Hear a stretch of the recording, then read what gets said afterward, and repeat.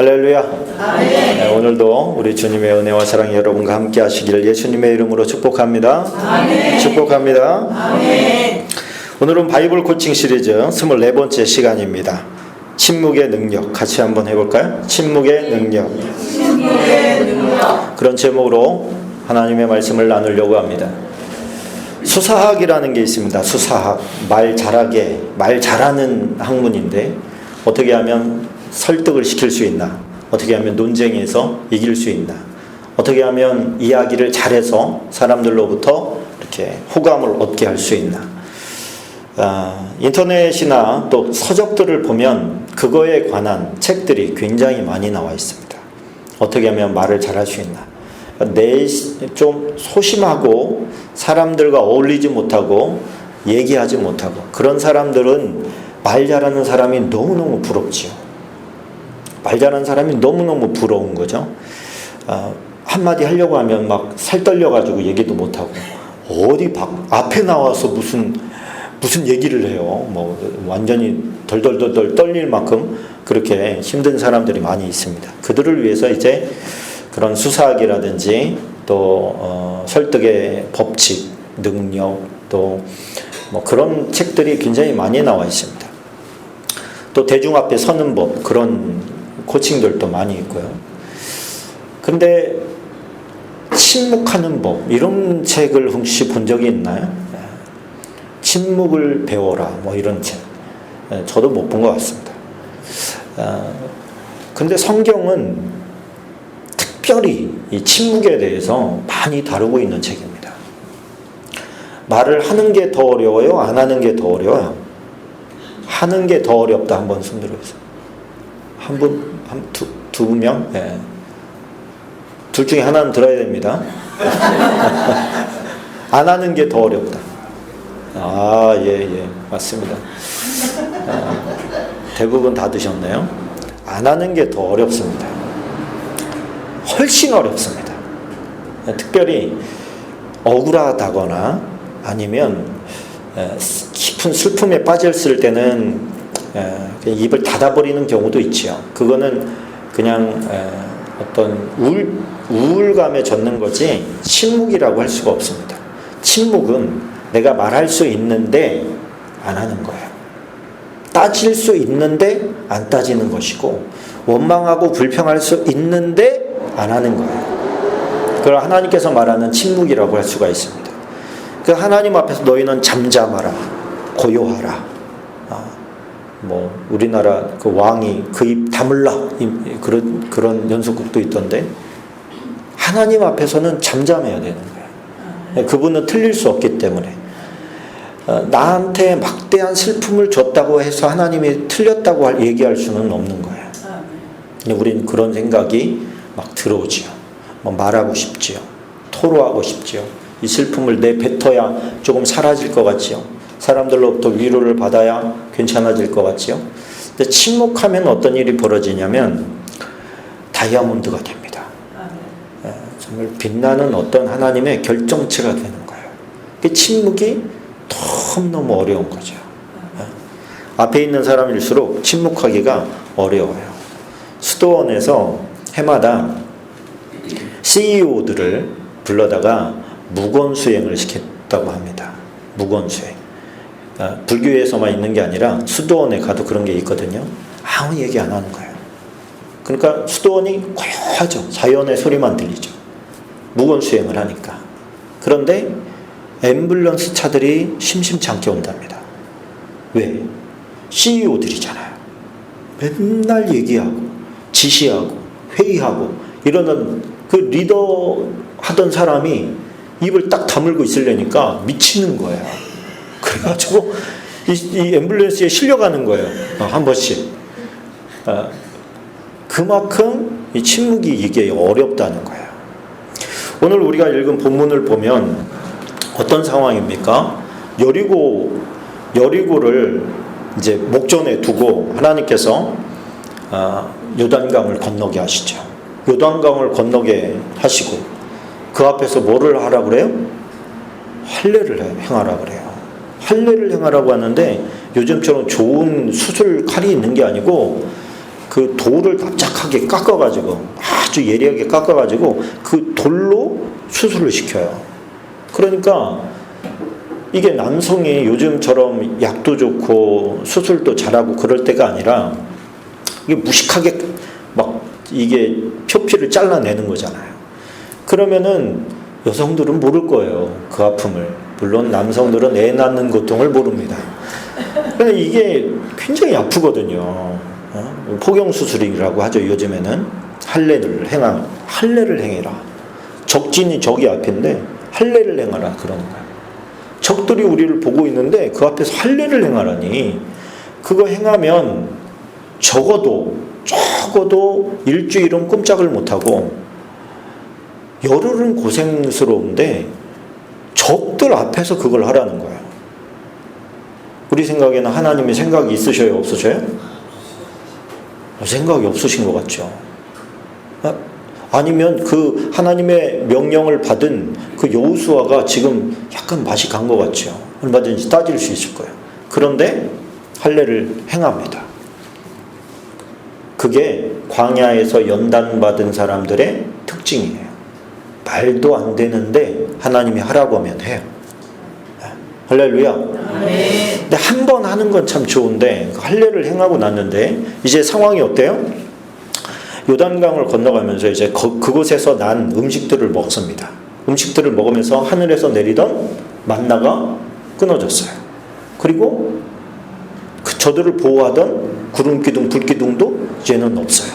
이제 하나님께서 이 땅을 너희에게 주겠다고 하는 그 말씀만 붙잡고 가야 되는데 시작부터가 말도 안 되는 것을 막 하나님이 요구하셔요. 그리고 나서 요구하신 게, 할례 다음에 요구하신 게 뭐냐면 여리고성을 완전 무장하고 하루에 한 번씩 돌아라. 마지막 날에는 7바퀴 돌아라. 그리고 함성을 질러라. 그런 말씀을 하시는 거예요.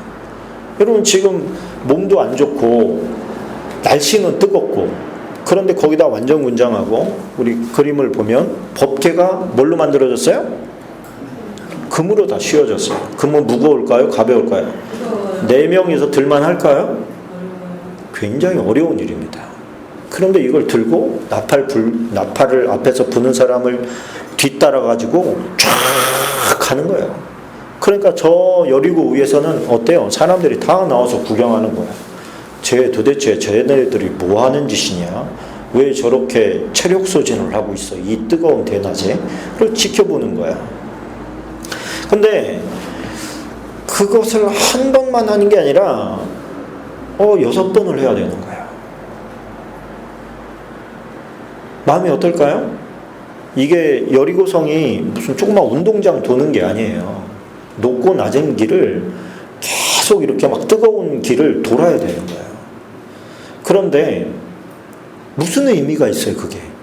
무슨 의미가? 하나님의 명령이라는 것 외에 무슨 의미가 있어요? 근데 하나님의 명령이 우리 생각에는 이해가 돼야 뭔가를 할 거 아니에요. 이해가 돼야.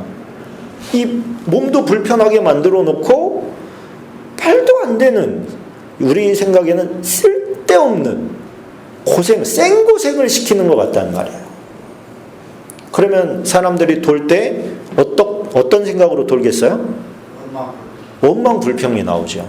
막 툭툭 나오죠. 툭툭 나오죠. 막 힘들고 어려우면, 그러니까 하나님 안 믿는 사람들은 리얼한 쌍욕들이 막 나오더라고요. 그냥 나와요. 그냥 막 쌍욕이 나와요. 뭐예요? 지금 내가 불편하다는 거예요. 내 심기가 불편하다, 짜증난다, 열받는다, 내가 막 속에서 지금 뭐가 부글부글 올라온다고 이런 표현을 하는 거죠. 근데 그 길을, 불편한 길을 계속 한다고 해보십시오. 오늘도 해야 되고 내일도 해야 되고 모레도 해야 되고 일주일 내내 해야 돼요. 어렵죠? 힘들죠? 불평이 나올만 하죠. 나올만 하지 않습니까? 솔직히. 근데 하나님이 뭐라고 하시냐? 여호수아 6장 10절을 같이 읽어봅니다. 여호수아가 백성에게 명령하여 이르되 너희는 외치지 말며 너희 음성을 들리게 하지 말며 너희 입에서 아무 말도 내지 말라. 하나님께서는 소리를 낼 때와 내지 말아야 될 때를 가르쳐줬는데 6대 1이에요. 그죠? 6일 동안 말하지 말고 한 번 소리 질러 이런 거죠. 마음속에 불평, 불만이 막 올라오고 있어요. 지금 이해하지 못하는 요구를 하나님이 하시고 그것을 실천하는 가운데 있어요. 그런데 이게 하나님의 명령이라니까 하기는 하는데 마음이 어려운 거예요. 짜증이 밀려오는 거예요. 이게 무슨 의미가 있나 이런 생각이 자꾸 드는 거죠. 이게 그냥 도는 건데 이게 무슨 의미가 있어. 이게 왜 여기를 돌라고 하는 거야. 아니 이해나 시켜주든가. 우리가 돌 때마다 무슨 지각 변동을 일으킨다든가 아니 땅이 가라앉는가 뭐 아무 말씀이 없고 그냥 돌으라는 거야. 이거 해석을 아직도 못합니다. 우리도 왜 돌라고 하셨는지 지금도 못 풀고 있어요. 근데 그들 하나님께서 보신 건 뭐냐, 그들이 얼마나 말도 안 되는 거임에도 불구하고 순종하는가를 보신 것 같아요. 근데 순종하는데 조건이 있어요. 불평하면 안 돼요. 불평하면 안 돼요. 원망하면 안 돼요. 아무리 하나님이 이해가 안 되고 나를 고통스럽게 해도 거기서 불평하면 안 되는 거예요. 여호수아가 뭐라 그래요? 잠잠하라. 아무 말도 하지 마라. 아무 말도 하지 마. 아무 말도 하지 말고 그냥 몸으로 순종해. 그거예요. 그냥 해. 말하지 말고 해. 그거죠. 할렐루야. 아멘. 우리에게도 이 믿음이 생기기를 축원합니다. 아멘. 입을 그냥 다물고 하나님이 하라는 걸 묵묵히 해 나갈 수만 있으면 우리는 다이아몬드 될 거예요. 자꾸만 뭐가 올라와요. 이게 막 터져 나오는 거예요. 그러니까 숯이 되는 거예요. 이거를 침묵하면 그 안에서 견디기 어렵지만 그 과정이 지나고 나면 다이아몬드로 바뀌는 줄로 믿습니다. 아멘. 우리 지난주에 아론의 침묵에 대해서 배웠어요. 나답과 아비후가 하나님의 진노의 불로 저주받아서 죽었습니다. 할 말이 이만큼 올라오는데 하나님의 진노 앞에서 슬퍼하지 마 한마디에 자식이 죽었음에도 불구하고 하나님 앞에서 침묵합니다. 레위기 10장 1절부터 나오죠. 아론의 아들 나답과 아비후가 각기 향로를 가져다가 여호와 앞에서 명령하지 아니하신 다른 불을 담아 여호와 앞에 분향하였더니 불이 여호와 앞에서 나와 그들을 삼키매 그들이 여호와 앞에서 죽은지라. 모세가 아론에게 이르되 이는 여호와의 말씀이라. 이르기를 나는 나를 가까이 하는 자 중에서 내 거룩함을 나타내겠고 온 백성 앞에서 내 영광을 나타내리라 하셨느니라. 아론이 잠잠하네. 잠잠하기 참 힘든 상황인데 아론도 잠잠했습니다. 하나님의 진노가 두려웠을까요? 어떤 깨달음이 있었던 것 같아요. 여기서 말하면 안 된다. 하나님의 하신 결정에 토달면 안 된다. 아무리 내 마음속에서 불편하고 힘들어도 토달면 안 된다. 우리는 막 토 달자니 토만 달아요. 막 하늘에 대고 삿대질을 하지. 이들은 어떻게 침묵할 수 있었느냐는 거예요. 어떻게 하면 침묵할 수 있었느냐. 침묵이 더 큰 말일 때가 있습니다. 침묵이 더 큰 설득일 때가 있는 거예요. 그냥 가만히 있을 때가 더 무서울 때가 있어요. 이렇게 싸울 때 보면 막 이렇게 하는 사람이 더 무서워요? 가만히 있는 사람이 더 무서워요? 가만히 있는 사람이 더 무서워요. 누가 이겨요? 처음에는 말 잘하는 사람이 이기는 것 같은데 그게 장기화되면 침묵한 사람이 이깁니다. 하나님께서 그러니까 우리에게 이기는 법을 가르쳐 주신 거예요. 모든 경우가 그렇지는 않겠지만 침묵하는 것에 대한 힘이 있다는 거예요. 말하는 것보다 침묵이 더 힘이 있습니다. 내 영혼아 여호와 앞에서 잠잠하라. 잠잠하라. 하나님께서 우리에게 침묵하라고 하는 것은 대부분 우리의 감정 컨트롤에 대한 가르침을 주고자 하실 때입니다. 이해하지 못할 일이 생겼어요. 감당하지 못할 일이 생겼어요. 속에서 굉장히 불편한 일이 생겼어요. 그럴 때 우리는 어떻게 해야 되느냐? 입을 다물고 있는 거예요. 그리고 하나님 앞에 하려면 하나님 앞에 기도하는 거죠. 사람들에 대하지 말고 하나님 앞에 하는 거예요. 하나님 앞에. 그걸 잘했던 사람이 다윗이죠. 막 저놈들 저주받게 해주십시오. 급살 맞게 해주십시오. 근데 하나님 앞에서 다 얘기했지 사람들 붙잡고 얘기 안 했어요. 그게 우리랑 다른 점이잖아요. 그죠? 우리는 하나님 앞에서는 아무 얘기 안 하고 심지어 교회도 안 가려고 그러면서 사람 붙잡고는 막 서너 시간 통화하는 거는 기본이고 별 의미가 없어요. 하나님께서는 하나님께로 와서 감정을 토로하는, 하나님께서 원하시는 제사는 뭐래요? 상한 심령이라. 상한 심령 가지고 와서 하나님 앞에 내드리는 게 하나님이 받으시는 제사예요. 근데 그거는 사람들한테 풀려고 하고, 그러니 하나님 앞에 와서 감정 처리가 안 됐는데 하나님 앞에 어떻게 기쁨과 감사의 예배가 되겠습니까? 하나님 앞에 와서 그 감정을 쏟아놓을 때 하나님이 주시는 위로가 있어요. 힘이 있어요. 거기에서 하나님과의 친밀함이 생기는 거예요. 하나님과의 깊은 관계가 맺어지는 거예요. 모세도 마찬가지였습니다. 민수기 12장 1절에 보니까 모세가 구스 여자를 취하였더니 그 구스 여자를 취하였으므로 미리암과 아론이 모세를 비방하니라. 사람들이 나를 비방할 때 할 말이 왜 없겠어요? 죄를 지은 사람도 할 말이 있어요. 그들이 이르되 여호와께서 모세와 말씀하셨느냐 우리와도 말씀하지 아니하셨느냐 하며 여호와께서 이 말을 들으셨더라. 이 사람 모세는 온유함이 지면의 모든 사람보다 더하더라. 여호와께서 갑자기 모세와 아론과 미리암에게 이르시되 너희 세 사람은 회막으로 나아오라 하시니 그 세 사람이 나아가며. 여러분, 하나님의 사람이 침묵하고 있는데 하나님이 갑자기 나타나셔서 너희 세 명 일로 와. 그럼 기분이 어떨까요? 두렵고 떨릴 거예요. 그런데 조금 이 사람들은 이거 모세를 혼내려고 하나 보다 이런 생각을 했을 수도 있겠어요. 근데 왔는데 정작 뭐예요? 침묵하고 있는 모세는 하나님께서 편을 딱 들어주시고 막 쏴댔던 아론과 미리암은 특별히 말을 더 많이 잘했었나 봐요. 싸납게 몰아붙였었나 봐요. 문둥병이 들었어. 문둥병이 들었어. 그 모습을 보고 모세가 고소했어요? 마음 아파했어요? 마음 아파했어요. 하나님, 누님 좀 고쳐주십시오. 하나님이 막 화를 안 푸셔. 야, 아무리 그래도 일주일 동안은 창피 좀 당하라 그래. 그리고 밖에다 내보내. 진 밖으로 내보내.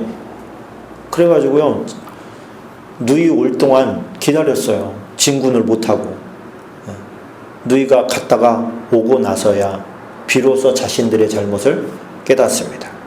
그래서 이게 뭐예요? 훈련받은, 하나님 앞에서 이미 훈련받은 사람과 과정 가운데 있는 사람은 좀 다른 거죠. 그렇죠? 우리도 한 방에 믿음의 조상까지 갈 수는 없는 겁니다. 어느 순간에 어떤 계기들이, 그 계기들이 대부분 아픔이에요. 힘든 것이고 그 순종을 배워나가는 거예요. 어느 단계까지 순종할 수 있느냐. 그것이 하나님에 대한 신뢰도의 차이입니다. 그거를 우리는 어디까지 순종할 수 있느냐. 신앙생활을 하다 보면 순종의 수준이 다 다르죠. 그렇죠? 순종이라는 개념도 없는 사람이 많아요. 하나님께서 주시는 복만 받으려고 오는 사람이 있는가 하면 어떤 사람은 자기의 생명을 내걸고 하나님의 말씀에 순종해서 순교의 길을 가는 그런 단계의 사람도 있잖아요. 그러니 이 차이가 얼마나 큰 것입니까? 이 차이는 무슨 차이예요? 결국 하나님에 대한 사랑의 차이예요. 사랑의 차이. 이 사람은 자기가 주인공이 될 생각을 아예 포기한 사람들이에요. 하나님만이 내 주인이십니다. 그리고서 그분이 시키는 길로 쭉 간 거죠. 내가 침묵하고 있으면 속상한 거는 하나님이십니다.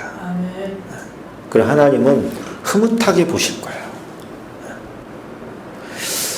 욥기 3장에 보면 욥기 3장 1절부터 3절까지 같이 읽어보겠습니다. 시작. 그 후에 욥이 입을 열어 자기의 생일을 저주하니라. 이 저주는 누구에 대한 저주였을까요? 자기 자신에 대한 저주인데 사실은 차마 하나님께 못해서 자기 자신한테 그 저주를 막 퍼붓고 있는 거예요. 욥이 입을 열어 이르되 시작 내가 난 날이 멸망하였다며 산의 아이를 베었다 하던 밤도 그러하였더라며. 이 얘기는 무슨 얘기예요? 여기에서 입을 열어라고 하는 게 두 번이나 등장합니다. 그죠? 그 전에는 뭐 하고 있었다는 거예요? 침묵하고 있었다는 거예요. 그러니까 욥기 1장과 2장은 욥의 승리를 다루고 있어요. 그럼에도 불구하고 원망하지 아니하였더라. 뭐 하고 있으니까? 침묵하고 있으니까. 할 말이 없어서 침묵하는 겁니까? 아니에요. 하나님을 믿기 때문에 침묵하고 있었던 거예요. 그런데 3장에서 이제는 시작됩니다. 입을 열면서 실패가 시작되는 거예요. 하나님의 등장까지 가기 전까지 계속해서 친구들과 이제 막 싸우기 시작합니다. 논쟁을 하는 거예요. 논쟁을 하는 거예요. 논쟁. 내가 옳다 그르다, 내가 의롭다 죄인이다를 계속 논쟁합니다. 근데 논쟁을 하면서 나은 길로 가느냐? 그렇지 않아요. 이게 이제 시간이 가면서 논쟁이 계속 가면서 어떤 일이 벌어져요? 자기 자신에 대한 원망과 불평과 태어나지 말았어야 됐어. 나를 이 땅에 보내신 분이 하나님이에요. 할렐루야. 네? 이 땅에 보내서 욥처럼 고난을 당하게 했어도 보내신 분이 하나님이라고. 그러면 자기 자신을 저주한다는 것은 하나님을 저주하는 것과 다르지 않은 거예요. 욥이 입을 다물 때 어때요? 그는 승리할 수 있었어요. 내면으로 계속해서 하나님께 아마 탄원을 넣으면서 기도했을 거예요. 하나님 이게 웬일입니까? 하나님 이게 웬일입니까? 웬일입니까? 근데 그 입 밖으로 내서 사람들과 대화하면서 그가 무너지기 시작합니다.